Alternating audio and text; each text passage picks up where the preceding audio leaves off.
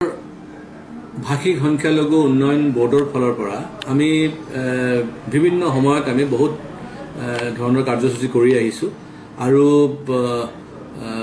যিসকল আমাৰ বেনিফিচিয়াৰী আছে সময় সময়ত আমি যেনে ফিল্টাৰ দিয়া প্ৰেছাৰ কুকাৰ দিছো আমি যোৱা বছৰ আমি বহুত গোটেই অসমত আমি ই ৰিক্সা দিলো এই বছৰো আমি আকৌ ই ৰিক্সা দিয়াৰ প্ৰক্ৰিয়া আৰম্ভ হৈছে আৰু গোটেই অসমত য'ত য'ত ভাষিক সংখ্যালঘু মেজৰিটি অঞ্চলবিলাকত আছে তাতে আমি এটা কোটা ফিক্স কৰি দিছো যে কিমান কোট ই ৰিক্সা যাব আৰু সেই হিচাপত আমি ফৰ্ম ৰিলিজ কৰিছো কাৰণ যোৱা বছৰ যেতিয়া ই ৰিক্সা বিতৰণ কৰা হৈছিল সেই সময়ত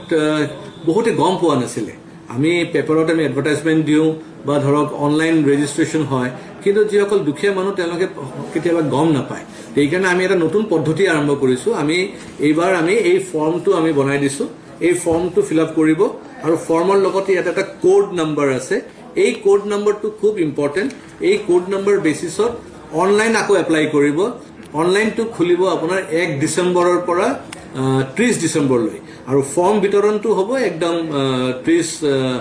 নৱেম্বৰলৈ তেওঁলোকে ফৰ্ম ল'ব পাৰিব আৰু ফিল আপ কৰিব পাৰিব অনলাইন ৰেজিষ্ট্ৰেচন যেতিয়া কৰিব এটা কথা মনত ৰাখিব লাগিব যে ইয়াতে কোড নাম্বাৰ যেটো দিয়া আছে এপ্লিকেশন যেটো কোড নাম্বাৰ এই কোড নাম্বাৰটো অন্তৰ্ভুক্ত কৰিলে তেতিয়া হলে তেওঁৰ ৰেজিষ্ট্ৰেচনটো কমপ্লিট হ'ব এই ফৰ্মৰ মাধ্যমত আমি দুটা বস্তু দি আছো এটা হৈছে ই ৰিক্সা আৰু এটা হৈছে মপেড কিন্তু এজন ব্যক্তি এটা আইটেমক সিলেক্ট কৰিব পাৰিব হয় তেখেত ই ৰিক্সা সিলেক্ট কৰিব পাৰিব অথবা মপেড সিলেক্ট কৰিব পাৰিব দ্বিতীয়টো হৈছে এই ফৰ্মটো টোটালি বিনামূলীয়া কোনো পইচা দিব নালাগে যেটা অনলাইন ৰেজিষ্ট্ৰেচনো কৰিব তেতিয়াও কোনো পইচা দিব নালাগে আৰু আমি যেটো ই ৰিক্সা সিলেক্টেড বেনিফিচিয়াৰী সকলক দিম হেতু টোটালি বিনা পইচাত হ'ব এক পইচা কাৰো দিব নালাগে আৰু কোনো ধৰণৰ ইনকাম সাৰ্টিফিকেট বনাব নালাগে কোনো ধৰণৰ ডকুমেন্টস নালাগে এক্সেপ্ট ফৰ্ম ফিল আপ কৰি আধাৰ কাৰ্ডৰ জেৰক্সটো দিব অনলাইন যেটা কৰিব হেতু আপলোড কৰি দিব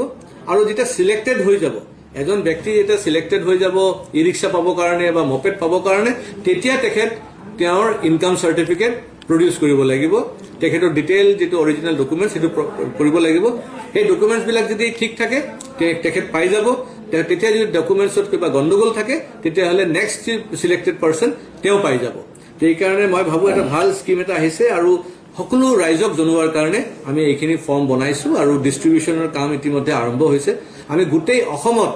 আমি ডিস্ট্ৰিবিউট কৰি আছো যিসকল ইন্টাৰেষ্টেড 25 বছৰৰ পৰা 50 বছৰৰ ভিতৰত যিসকল ইন্টাৰেষ্টেড যিসকলে নিজে হয়তো মপেড চলায় বা